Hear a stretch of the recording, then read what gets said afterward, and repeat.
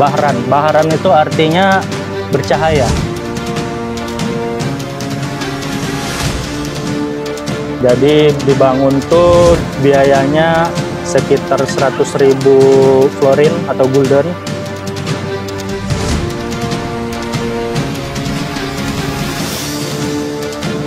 Satu keturunan lah. Bilah, Pane, Kampung Raja, sama Kota Pinang ini. Kota Pinang.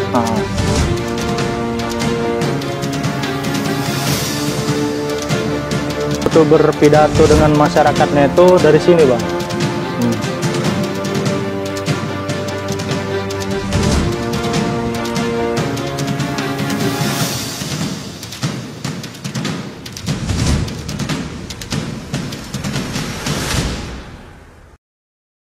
Assalamualaikum warahmatullahi wabarakatuh. Selamat pagi semuanya. Bertemu saya di sini Yusuf Kurniawan Siregar. Kami dari Jaya Labusel. Adapun kami di sini ingin mereview Istana Kota Pinang serta sejarah-sejarahnya dan segala macamnya deh. Yuk kita ke atas. Cikidot.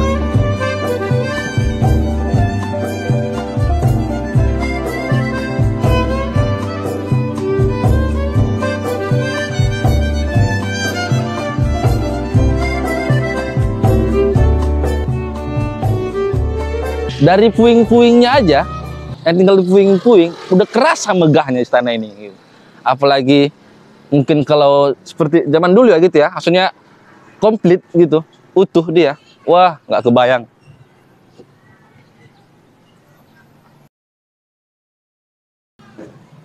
Sayang banget ada yang mencoret-coret, nggak tahu entah tangan-tangan jahil, entah tangan-tangan usil siapa ini.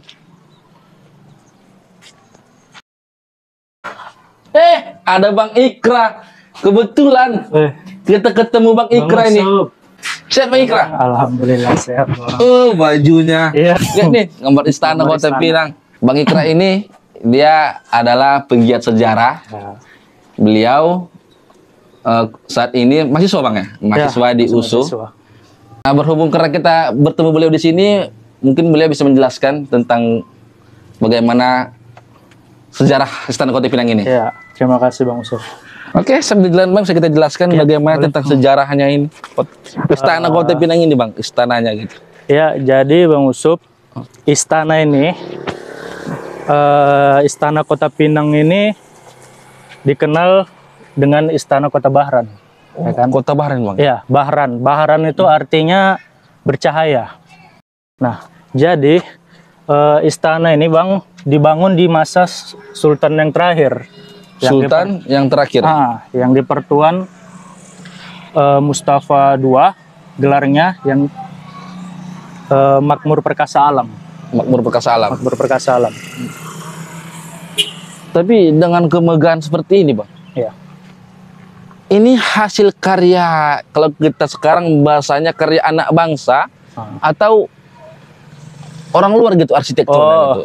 Ya, jadi bangunan istana ini dibangun oleh PJC Van Cleef. Van Cleef itu merupakan orang Belanda yang tinggal di Medan. Jadi dia punya beberapa karya bangunan-bangunan lama di Bandung. Istana ini dibangun tahun 1927, Bang. 1927. Maaf belum lahir tuh ya. Iyalah. Siapnya tahun 1933. Nah, kan? Berarti jadi memakan waktu 5 tahun? Sekitaran 6 tahun lebih lah Bang. Jadi dibangun tuh biayanya sekitar 100.000 florin atau gulden kan. Itu jika dirupiahkan kurs saat ini berapa? Jadi kalau perhitungan saya untuk kurs hari ini tuh pembangunannya sekitar belasan miliar ke 20 miliar rupiah. Super itu juga. Multi years dia Bang, selama 6 tahun dibangun. Kalau sekarang itu ada nggak dokumenternya jelaskan tanggal berapa, bulan berapa ini diresmikan? Iya. Jadi istana ini selesainya tahun 1933. Jadi mulai diadakanlah peresmian gitu kan sama Sultan tanggal 29 April sampai 30 April 1933. Jadi ada waktu hari itu selama 2 hari lah. Hari pertama itu peresmian, hari keduanya itu sekaligus Sultan ulang tahun Oh. yang ke-50 dan eh, acara memperingati 25 tahun pemerintahan beliau. Dengan tadi biayanya yang besar itu, Ah. bisa dipastikan seremoni peresmian itu mungkin besar lah, megah lah berarti ya, megah. Itulah yang kita harapkan kan. Cuman faktanya dari berita yang saya peroleh pada tahun itu nggak begitu mewah dibandingkan dengan peresmian Istana Maimun atau istana lainnya kan. Karena waktu itu keadaan ekonomi pun sedang sulitnya pasca krisis ekonomi tahun 1929. Makanya waktu itu dari literatur yang ada hanya ada beberapa, nggak sampai puluhan ekor kerbau lah dikorbankan untuk menjamu tamu hadirinnya. Tapi Bang Ikra, menurut penuturan Bang Ikra tadi, ini dibangun oleh raja yang terakhir, Raja Mustafa II. Berarti raja-raja sebelumnya itu di mana gitu istananya? Jadi yang unik dari Kesultanan Kota Pinang, hampir setiap sultan itu punya istananya sendiri dan ibu kotanya sendiri, Bang. Oh, contohnya? Misalnya kayak kita ini Sultan Mustafa kedua ini di Kota Pinang, ibu kotanya, istana Kota Bahran. Sedangkan Sultan Ismail dia di Kota Pinang Lama, di seberang, Bang. Kota Pinang Lama di seberang. Seberang Berumun. Sedangkan istananya dia bangun sendiri di bukit. Itulah sekarang pendopo itu, Bang. Oh, itu bukan istana juga? Iya, istana bukit dulu. Istana bukit?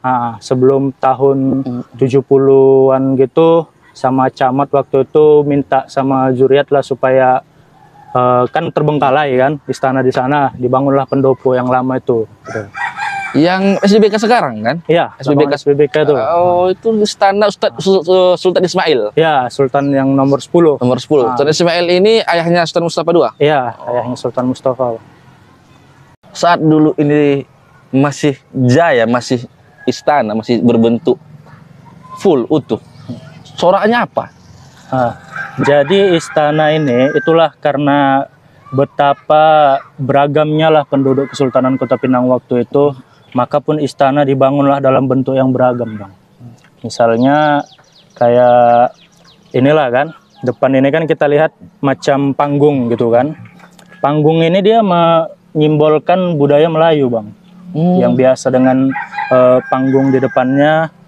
Nah, kemudian kalau abang lihat di foto istana yang sering beredar gitu kan, atap-atapnya itu bentuknya segitiga panjang gitu kan, itu budaya Melayu. Sedangkan terasnya ini bentuknya bulat. Kalau abang lihat di fotonya itu bentuk depannya itu bulat, itu dia lebih menandakan rumah-rumah raja-raja Angkola, raja-raja Mandailing, ya yang bulat itu. Sedangkan pilar-pilar kita yang lihat tinggi ini kan, tambah pun istananya nampak tinggi dia bangunannya itu, itulah gaya Eropa Mediterranean gitu. Jadi dia percampuran dari 3 budaya yang besar waktu itu gitu, Bang. Jadi setelah tadi Bang Ikra jelaskan gitu, ada Sultan Mustafa II, di sini ada Sultan Ismail yang tadi di Bukit. Siapa lagi sih Bang raja-raja di sini Bang, di Kota Pinang ini khususnya? Jadi Bang, maksudnya Bang yang masih keturunan, masih ada sangkut pautnya lah sama kerajaan istana Kota Bahran ini. Jadi kisahnya ada anak Raja Pagaruyung namanya Alamsyah Saifuddin. Mereka ini 3 orang anaknya disuruh merantau mencari tanah pencarian barulah untuk dihuni gitu kan. 2 laki-laki, 1 orang perempuan. Yang laki-laki yang paling tuanya itu Batara Guru Pinayungan, yang tengahnya itu Batara Guru Payung, dan si bungsunya inilah Putri Lenggogeni.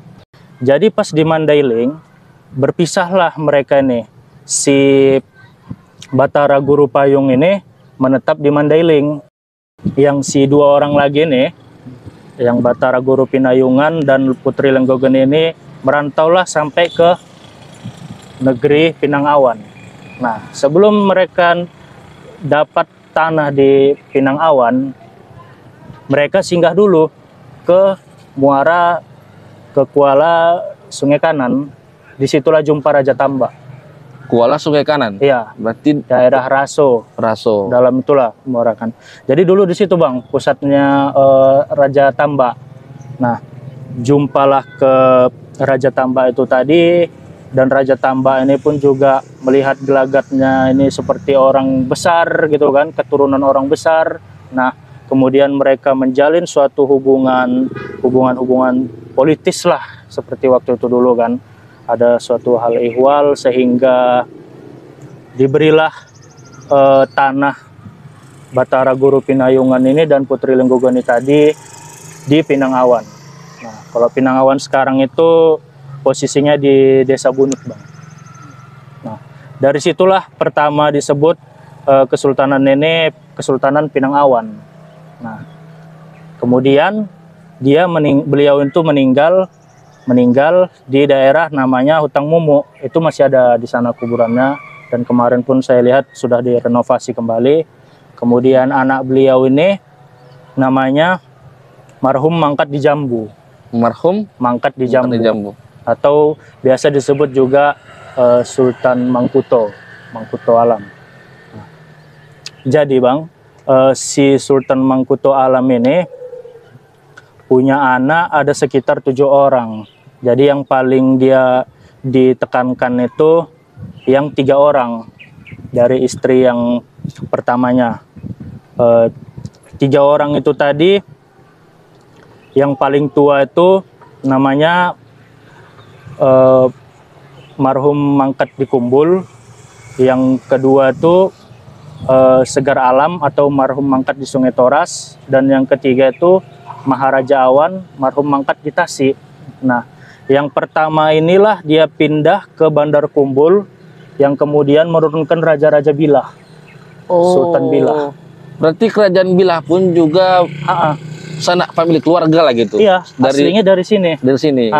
Satu keturunan lah. Bilah, Pane, Kampung Raja, sama Kota Pinang ini. Kota Pinang. Jadi yang nomor 2 tadi, Segar Alam itulah dia jadi raja di Kampung Raja, Sungai Toras. Sedangkan yang ketiga, yang si bungsu inilah Maharaja Awan melanjutkan Kota Pinang. Jadi beliau ini dari tadi Air Merah, ayahnya dan opungnya lah di Air Merah tadi tinggal, pindahlah mereka ke Tasik. Tasik masih ada kuburan mereka, para keluarganya. Kemudian setelah Tasik ini, jadi timbul adat temurun baru di Kesultanan Kota Pinang ini, bahwa anak terakhirlah yang jadi raja. Semua anak terakhir dari istri Gahara atau istri yang keturunan dia raja-raja kerajaan lain lah gitu kan. Nah, jadi tadi sudah ketiga kan. Yang keempat itu anak beliau itu marhum Kahar. Marhum Kahar itu posisi bersemayamnya itu, tinggalnya itu juga masih di Tasik. Jadi marhum Kahar ini menurunkan raja-raja. Anak pertamanya itu Sultan Garang, Jagarang itu jadi leluhurnya Raja Sisumut sama Air Merah, sama Pinangawan juga. Nanti Pinangawan juga jadi kerajaan baru lagi gitu kan, di bawah Kesultanan Kota Pinang. Kemudian juga ada yang keduanya itu menurunkan Raja-Raja Simongi. Sedangkan yang ketiga, yang terakhirnya inilah Hadundung ini tadilah yang melanjutkan Kesultanan Kota Pinang kan. Itu marhum Mangkat Hadundung. Berarti beliau itu wafatnya di Hadundung gitu? Iya, wafatnya di Hadundung. Makamnya? Makamnya itulah yang memang sampai sekarang juga tim kami belum dapatkan. Belum dapatkan makamnya. Tapi memang marhum beliau itu mangkatnya di Hadundung, wafatnya di Hadundung. Kemudian yang selanjutnya itu anaknya marhum Mangkat Hadundung itu ada namanya Sultan Tua. Sultan Tua. Sultan Tua. Di Sultan Tua inilah pindah dari tadi Hadundung tadi di Simarkaluang, Bang. Simarkaluang. Bersemayam di Simarkaluang kan. Kemudian Sultan Tua inilah pindah ke Kota Pinang yang seberang tadi, Kota Pinang Lama. Nah, yang seberang Titi. Ya, yang seberang Titi tadi. Sejak itulah nama kesultanan mulai dari Kesultanan Kota Pinang. Stop dulu Bang. Asik ceritanya Bang. Tapi cuacanya kurang asik gitu. Iya, memang sih, aduh. Bisa kita sambil jalan pindah ke tempat yang dingin gitu. Boleh, boleh. Ya. Kira-kira ini apa ini, Bang? Ya, jadi ini dulu fungsinya sebagai meja untuk tamu datang, Bang. Ada orang yang berkunjung, diarahkanlah tamu itu menaiki tangga ini. Kemudian bertemulah di sini dan kemudian naik ke tangga sana langsung ke lantai 2, Bang. Nah, jadi dari lantai 2 itu ada semacam lantainya untuk melihat ke bawah itu. Jadi dia lapang gitu dan nampak, Bang. Kan? Nah, sedangkan untuk apanya ini bentuknya yang setengah lingkaran ini dulu Sultan tiap kali beliau tuh berpidato dengan masyarakatnya itu dari sini, Bang. Jadi dari sini beliau menyampaikan pidato beliau kan, apa yang hendak disampaikan dengan masyarakat gitu kan. Mungkin kita boleh ke bawah juga, Bang, sekalian kita lihat lagi apanya. Iya. Apa yang bangunan-bangunan inilah yang ada di dalamnya gitu.